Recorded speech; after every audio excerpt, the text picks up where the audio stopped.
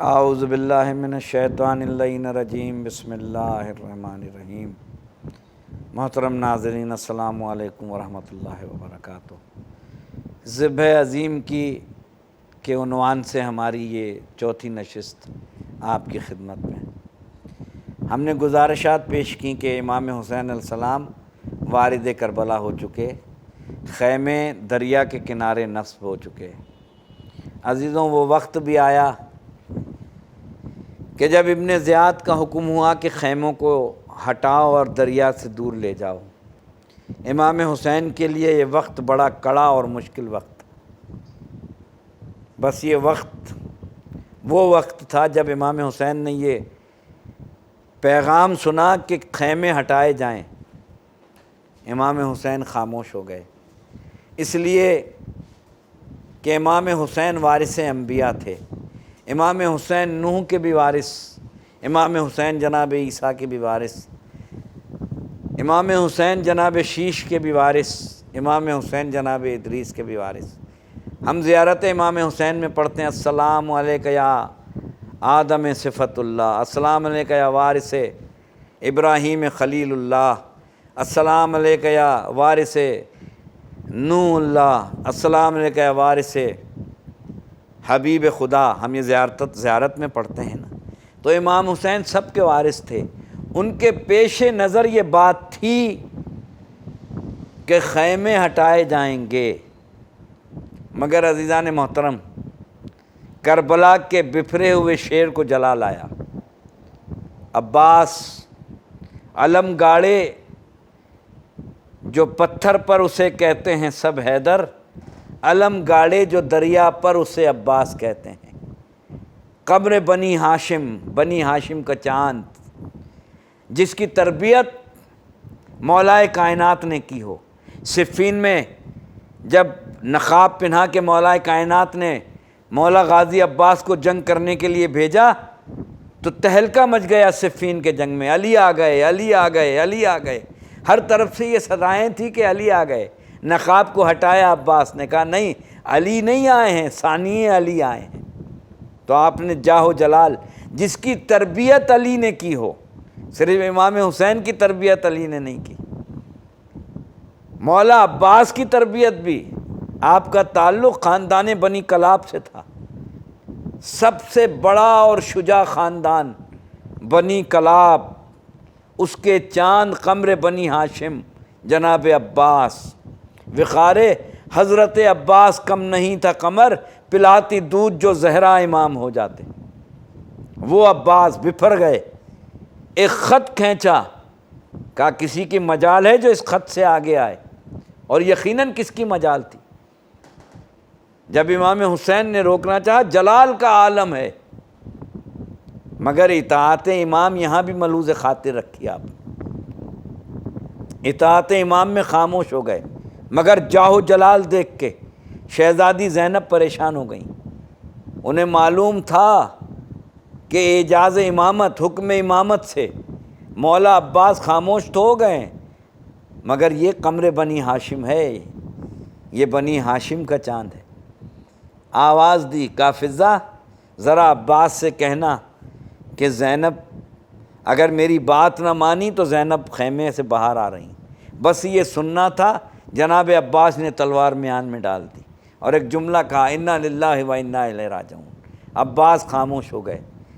ناظرین، خیمے فرات کے کنارے سے ہٹا دیے گئے، اور وہ وقت آ گیا کہ خیمے فرات سے بہت دور چلے گئے۔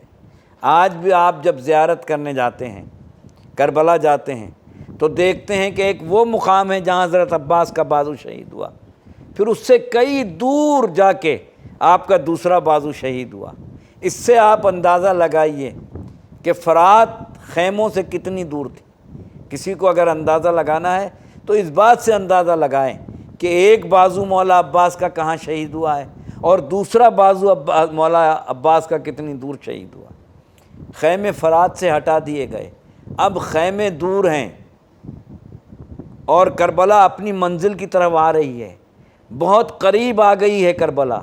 کربلا اب منزل کی طرف ہے، اور وہ وقت آیا جب 6 محرم سے خیام حسینی کا پانی بند ہو گیا۔ الاتش الاتش الاتش کی آوازیں شروع ہو گئیں۔ ہاں عزیزوں، پانی کب سے بند تھا؟ کبھی آپ نے غور کیا؟ 6 محرم سے پانی بند ہوا، کیا اس سے پہلے پانی تھا؟ نہیں۔ جب حرقے کا پانی بند ہو گیا تھا تو جو پانی امام حسین علیہ السلام کے پاس تھا، آپ نے فرمایا حرقے گھوڑوں کو بھی پانی پلاؤ عباس، اور اس وقت تک پانی نہیں ہٹانا جب تک گھوڑے خود منہ نہ ہٹا لیں۔ تو اب آپ اندازہ لگائیے کہ آل محمد پر کب سے پانی بند ہوا۔ یہ تو ہم تاریخ کی بات کرتے ہیں کہ 6 محرم سے پانی بند ہو گئے، خیام حسینی میں پانی تھا کب؟ الاتش الاتش کی صدائیں آ رہی تھیں، چھوٹے چھوٹے بچے خالی کوزے لیے ہوئے الاتش الاتش الاتش، فرات دور اور موت قریب آ رہی تھی۔ امام حسین علیہ السلام سپہ سالار، دوستوں 46 چھوٹے چھوٹے بچے، جس میں امام محمد باقر علیہ السلام بھی ہیں، جس میں شہزادی سکینہ بھی ہیں، اور جناب علی اصغر بھی ہیں۔ ابھی قربانی کا وقت نہیں آیا، صرف آزمائش کا وقت آیا ہے۔ اور وہ وقت جب آیا جب امام حسین علیہ السلام نے اپنے اصحاب سے کہا کہ جاؤ، جو جانا چاہے چلا جائے، اور جو چلا بھی جائے گا اس کی جنت کا ذمہ دار میں ہوں۔ سبحان اللہ، کیا کہنے حسین، آپ کی عظمت کو میرا سلام۔ میں پھر بھی نانا سے جنت دلواؤں گا، چلے جاؤ، میں پھر بھی جنت کا ضامن ہوں۔ یہ کہنا تھا، کہا اچھا کوئی نہیں گیا، کہا اچھا روشنی ہے اس لیے نہیں جا رہے ہو؟ حسین چراغ گل کر دیتا ہے، حسین نے اندھیرا کر دیا، کہا اب چلے جاؤ، اب بھی جنت دوں گا، اب بھی جنت کی ذمہ داری ہے۔ مگر پھر بھی جب تھوڑی دیر کے بعد چراغ جلایا، دیکھا سارے صحابہ نے تلوار آپ کے قدموں میں ڈال دی، اور یہ آواز دے کے کہہ رہے ہیں حسین مولا 70 دفعہ زندگی ملے، 70 دفعہ جسم کے ٹکڑے کر دیے جائیں، پھر بھی ہم آپ کی اطاعت سے نہیں پیچھے ہٹیں گے۔ اسی لیے مولا حسین نے فرمایا کہ جیسے اصحاب مجھے ملے، نہ میرے بابا کو ملے نہ میرے نانا کو ملے، مجھے چراغ پہ ہم دوستی پر رکھتے ہیں۔ یہ رسم اپنے قبیلے میں ابتدا سے ہے۔ حسین نے صحابہ کا امتحان لیا، کیسے کیسے صحابہ، جس میں جون ہیں، جس میں سعید ہیں، سعید کربلا کے پہلے شہید ہیں، جون شب عاشور، جون حبش کے رہنے والے ہیں، نوکیلے پتھر چن رہے ہیں۔ کسی نے پوچھا جون اتنے تو تم بوڑھے ہو، یہ نوکیلے پتھر کیوں چن رہے ہو؟ کہا ہو سکتا ہے عاشور کے دن میرے پاس تلوار نہ رہے، فرزند رسول اشکیا میں گر جائے، تو میں پتھر مار کے دشمنوں کا مقابلہ کروں گا۔ کیا کہنے حوصلے، کربلا میں سعید ہیں۔ ایک دن کا بے حیا دولہا بھی کربلا میں ہے، وہب قلبی، جس نے کربلا میں قربانی دی۔ اور پھر کربلا کا ایک مہمان جناب حر علیہ السلام، جو اس طریقے سے آتے ہیں کہ کہتے ہیں کہ چلو میں پانی لیا، جب چلو میں پانی لیا تو کسی مستور کے رونے کی آواز آئی، پانی کو پھینک دیا۔